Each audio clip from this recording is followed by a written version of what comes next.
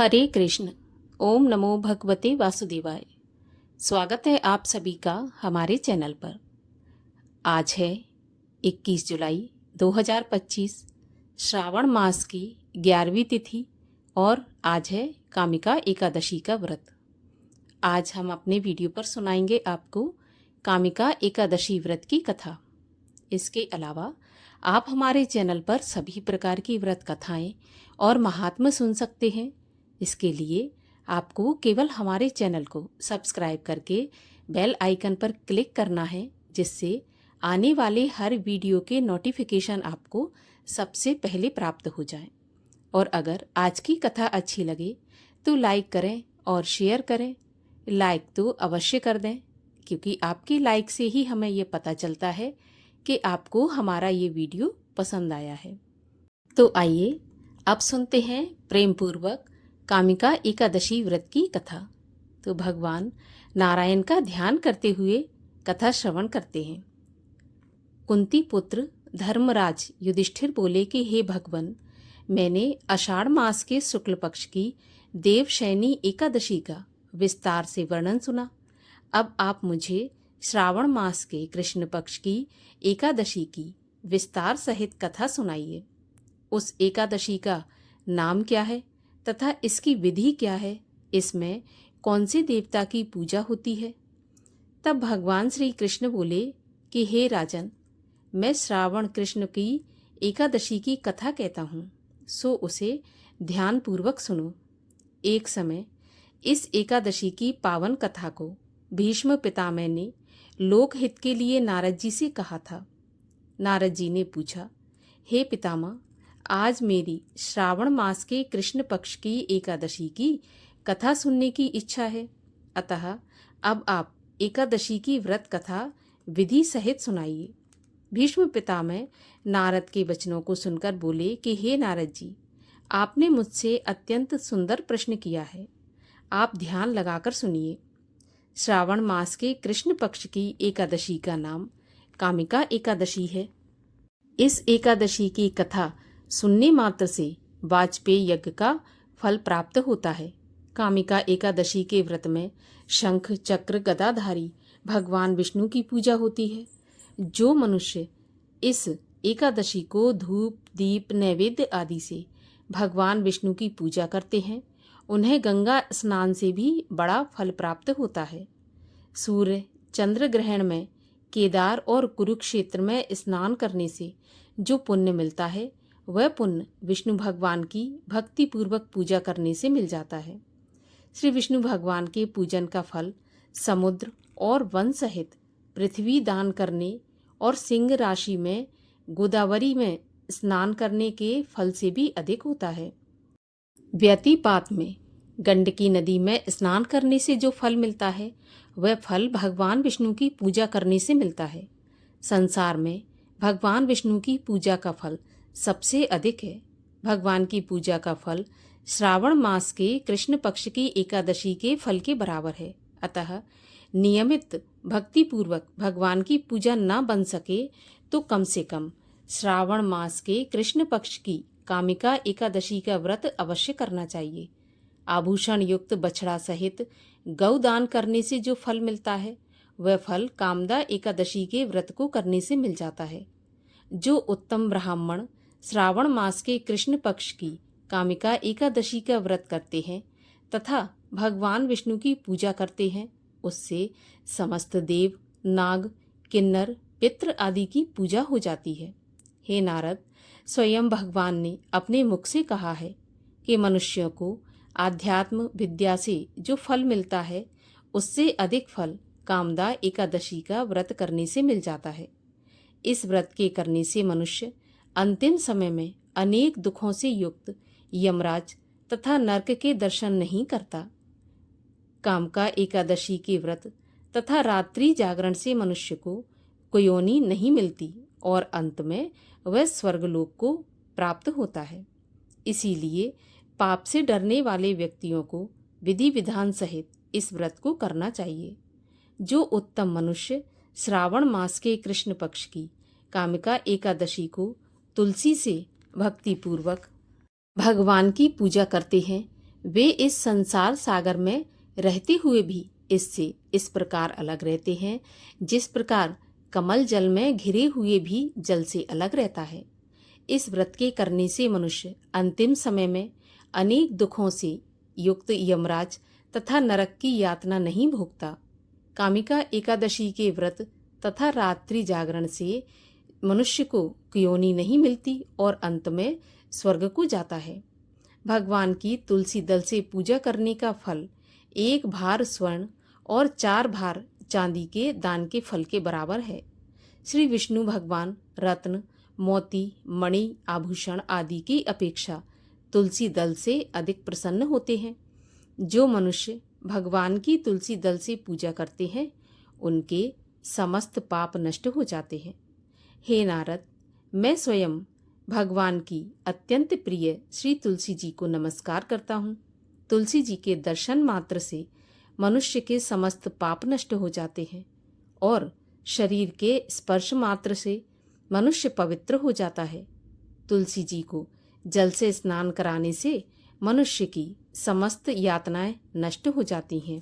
जो मनुष्य तुलसी जी को भक्तिपूर्वक भगवान के चरण कमलों में अर्पित करता है उसे संसार चक्र से मुक्ति मिलती है। जो मनुष्य इस कामिका एकादशी की रात्रि में जागरण करते हैं और श्री चरणों में दीपदान करते हैं उनके पुण्यों को लिखने में चित्रगुप्त भी असमर्थ है। जो भी मनुष्य एकादशी के दिन भगवान के सामने दीप जलाते हैं उनके पितृ स्वर्गलोक में सुधा का पान करते हैं। जो मनुष्य भगवान के सामने घी अथवा तिल के तेल का दीपक जलाते हैं उनको सूर्यलोक में भी हजारों दीपकों का प्रकाश मिलता है। इस व्रत के करने से ब्रह्म हत्या जैसे पाप भी नष्ट हो जाते हैं। कामिका एकादशी के महात्म्य के श्रवण से और पठन से मनुष्य स्वर्गलोक को जाता है। आज मैं तुम्हें इस विषय में एक पौराणिक कथा सुनाता हूँ। एक समय की बात है, प्राचीन काल में एक गांव में एक ठाकुर रहते थे। ठाकुर का स्वभाव अत्यंत ही क्रोधी था। एक दिन उस ठाकुर की एक ब्राह्मण से लड़ाई हो गई और लड़ाई में ठाकुर के हाथों से उस ब्राह्मण की हत्या हो गई। इस पर उन्होंने प्रायश्चित करने की सोची और तेरवी करने की तैयारी करी, परंतु सब ब्राह्मणों ने उनके यहाँ भोजन करने से इनकार कर दिया क्योंकि उन्हें ब्रह्म हत्या का दोष लग चुका था। तब उन्होंने हाथ जोड़कर सभी ब्राह्मणों से निवेदन किया कि हे भगवान, मेरा पाप कैसे नष्ट होगा?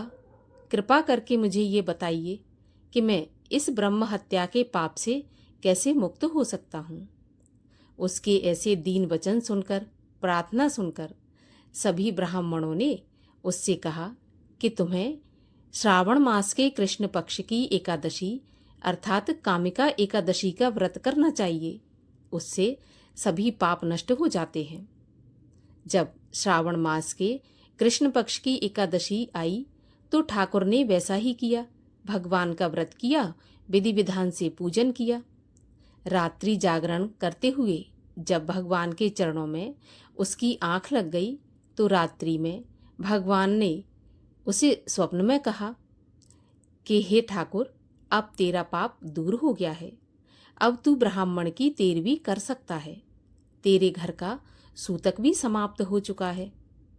सुबह जब ठाकुर जागा तो उसे स्वप्न की याद आई और ठाकुर ने उस ब्राह्मण की तेरवी की, जिससे वह ब्रह्म हत्या के पाप से मुक्त हुआ और अंत समय में विष्णु लोक को गया।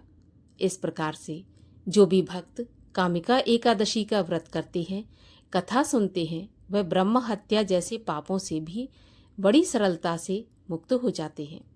बोलिए भगवान श्री हरि विष्णु की जय। और आइए अब एकादशी माता की आरती करते हैं। ओम जय एकादशी माता मैया, जय एकादशी माता। विष्णु पूजा व्रत धारण कर शक्ति मुक्ति पाता।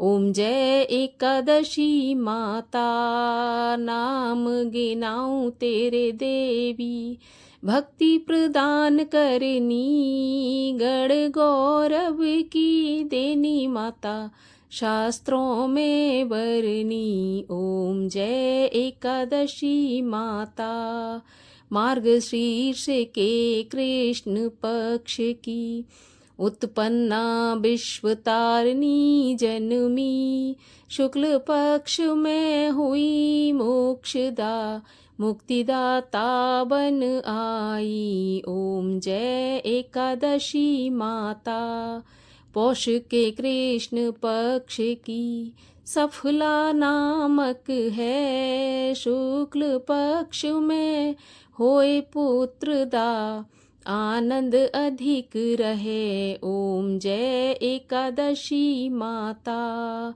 नाम षट तिला माघ मास में कृष्ण पक्ष आवे, शुक्ल पक्ष में जया कहावे, विजय सदा पावे।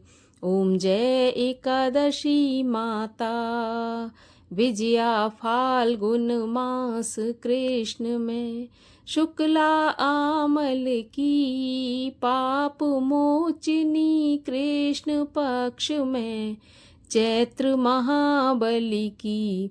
ओम जय एकादशी माता, चैत्र शुक्ल में नाम कामदा, धन देने वाली, नाम वरुथनी कृष्ण पक्ष में बैशाख माह वाली। ओम जय एकादशी माता, शुक्ल पक्ष में होए मोहिनी, अपराज्येष्ठ कृष्ण पक्षी, नाम निर्जला सब सुख करनी, शुक्ल पक्ष रखी। ओम जय एकादशी माता, योगिनी नाम आषाढ़ में जानो, कृष्ण पक्ष करनी, देवशैनी नाम कहायो, शुक्ल पक्ष धरनी। ओम जय एकादशी माता, कामिका श्रावण मास में आवे, कृष्ण पक्ष कहिए, श्रावण शुक्ला होए पुत्रदा, आनंद से रहिए। ओम जय एकादशी माता, अजा भाद्रपद कृष्ण पक्ष की परवर्तिनी शुक्ला, इंद्रा आश्विन कृष्ण पक्ष में व्रत से भव सागर निकला।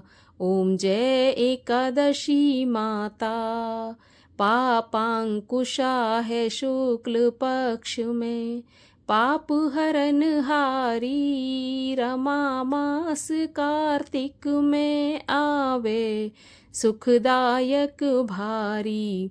ओम जय एकादशी माता, देवोत्थानी शुक्ल पक्ष की दुखनाशक मैया, लोंद मास की करूँ मैं विनती, पार करो नैया। ओम जय एकादशी माता, शुक्ल लौंद में होए पद्मिनी, दुख दारिद्र हरनी, परमा कृष्ण पक्ष में होती, जन मंगल करनी। ओम जय एकादशी माता, जो कोई आरती एकादशी की भक्ति सहित गावे, जन सामान्य स्वर्ग का वासा निश्चय ही पावे।